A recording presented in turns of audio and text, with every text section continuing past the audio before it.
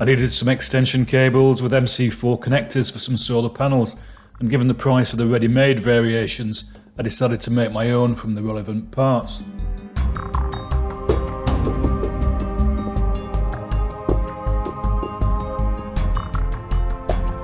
As always, I tinned the ends of the cables before soldering them to the connectors.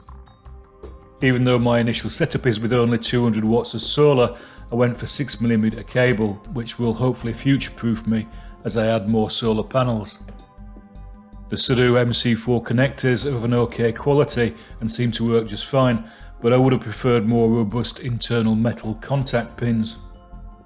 That said, the male and female internal metal contact pins clicked reassuringly into place when I pushed them into the respective plastic MC4 locking connectors.